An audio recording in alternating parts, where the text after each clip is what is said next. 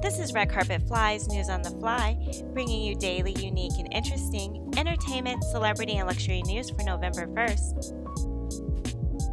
LL Cool J and JayZ get inducted into the Rock and Roll Hall of Fame. Congrats to JayZ and LL Cool J for being inducted into the Rock and Roll Hall of Fame. Billboard reports comedian Dave Chappelle inducted JayZ and praised his friend for being a leader and positive influence for Black America, noting that we are his point of reference and he's going to show us how far we can get if we can just get a hold of the opportunity. And for this, we will always love him. We will always treasure him. LL Cool J was inducted by Dr. Dre, who saluted his friend as someone who has hit that unique space that crosses generations, loved by you, your mom, and all your kids. Dre also teased Def Jam Records for once giving LL Cool J a cheap watch as a parting gift when he left the label. That parting gift you got? It was a placeholder for tonight, Dre said. Something bigger was always in store to celebrate you, my man. The Rock Hall inductions were filmed by HBO and will be aired starting November 20th. Night of the Living Dead was mired in controversy after its release. Night of the Living Dead wasn't the first of its kind, but it was instrumental in jump-starting a new subgenre of horror, the zombie movie. According to Film.com, Romero looked at Richard Matheson's 1954 novel I Am Legend for inspiration long before Will Smith ever fought Darkseekers in the loose film adaptation of the same book. Matheson's post-apocalyptic vampires became Romero's world-ending zombies, so you could almost say zombies were vampire offshoots, the flip side of an unholy communion where the undead will eat the flesh and drink the blood of hapless human victims. Zombies also draw inspiration from Haitian folklore, but nothing else. Night of the Living Dead is often viewed as a starting point for contemporary zombie films with contemporary themes.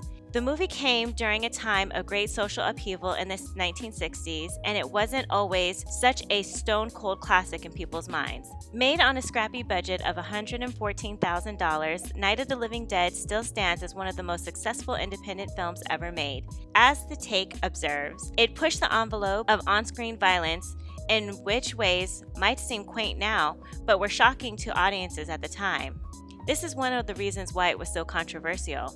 Romero put a black man in a house with white people and made him the hero, blowing up the butler stereotype and creating the cliche of a horror film where the expendable black character dies first. It showed the forcible protagonist, Ben, played by Dwayne Jones, punching white men and killing white zombies, yet the movie's racial dynamics go unspoken in the script. It's all subtext. In the documentary, Horror Noir, available to stream on Shudder and AMC+, Tony Todd, Candyman himself, revealed that Romero had told him the role of Ben wasn't written black. Dwayne just happened to be the best actor to show up on that day. However, casting a black actor during the Civil Rights era, a time when protests and social unrest were sweeping the nation, made every bit of conflict between Ben and the other survivors, especially the white beta male, Harry, played by Carl Hardman, also the co-producer, more racially charged. Horror Noir also reveals that Romero was driving to New York City when he heard the news of Martin Luther King Jr.'s assassination on the radio. He had Night of the Living Dead film cans in the trunk of his car, complete with an ending where a posse of good old boys misidentify Ben as a zombie and casually gun him down from afar. Years later, Jordan Peele would subvert this ending and Get Out, knowing that the audience would already mind map a similar outcome for his own black protagonist, Chris, played by Daniel Kaluuya.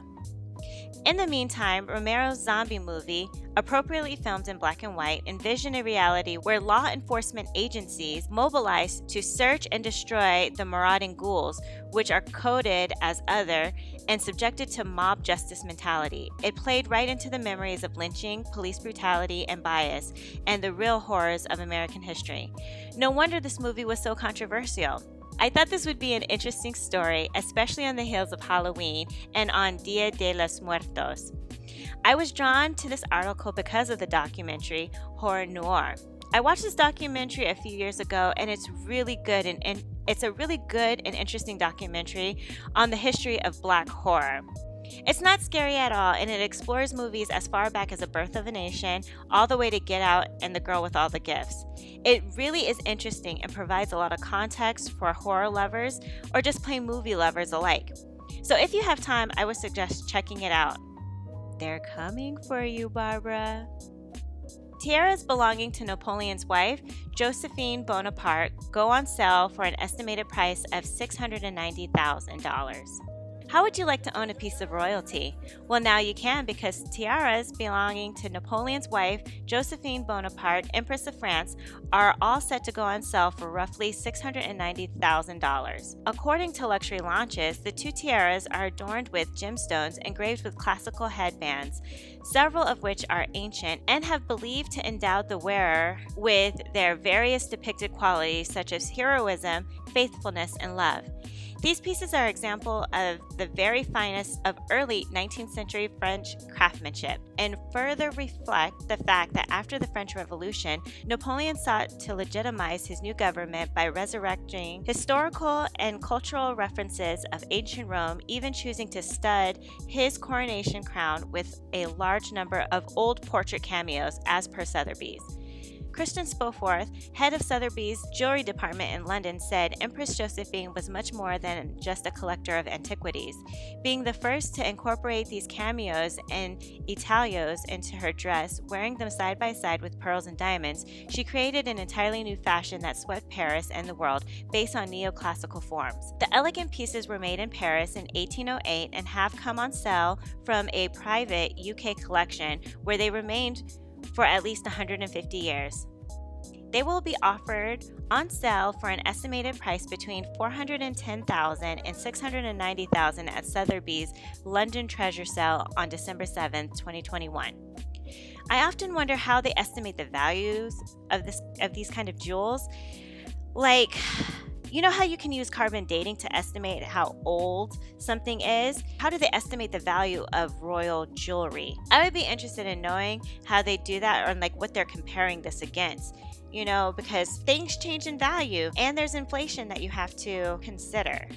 I'm actually surprised that these aren't worth more, especially because they come from such a notable and famous family. Doesn't the fame of Josephine Bonaparte factor into the price? I just often wonder, how do they come up with the value of royal jewels? As the global supply chain falters, restaurant costs are soaring. Do you like eating out at restaurants? Well, the price of your meal is about to increase considerably. In a report by the Robb Report, restaurants are once again finding themselves at the tip of the spear of another economic shock. After feeling the squeeze from the pandemic the last 19 months, restaurants are now being hit with rising costs for ingredients and supplies across the board as the global supply chain falters. The inflation is being felt around the country. The price increase for meat is substantial and is having a tremendous impact on our business, says Aaron Smith, the chef and co-founder of Fedge's Barbecue in Houston. Brisket costs have gone up 45% since 2020. Brisket makes up 75% of our sales because in Texas, beef is king. There are many factors causing the price increase, with a major driver being the overburdened global supply chain causing shipping costs to increase. The transportation network is really overstretched, and so my guess is that's what's driving a lot of the inflation. It's just hard to get things where we want them, and we're having to pay more to get that done, states Mark Witt, an economics professor at Northwestern University. However, transportation isn't the only reason for this inflation. A demand for resources, employee layoffs, and a spending boom all contribute to the supply chain strain. On a recent earnings call, Richard Cardenas, the president and COO of Darden's, the publicly traded company that owns restaurants including Capital Grille, Longhorn Steakhouse, and Olive Garden, told analysts that the company felt the effects of inflation, but not totally for negative reasons. The company's sales exceeded expectations, so it had to buy more supplies. Some of its vendors, however, couldn't fulfill the additional orders, so the company had to pay more on the open market to meet the increased demand. The higher sales volumes, as well as the freight costs, have contributed to higher than expected inflation, Cardenas said.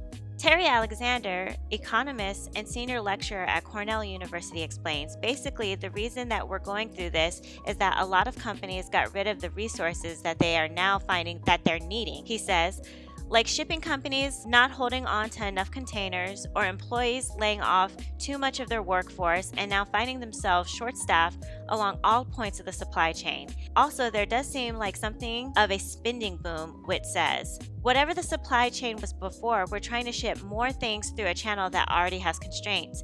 It's somewhat screwed up now, and we're adding high demand on top of that. Yes, it's going to be a catastrophe. To get a handle of these increased costs, companies have employed multiple tactics.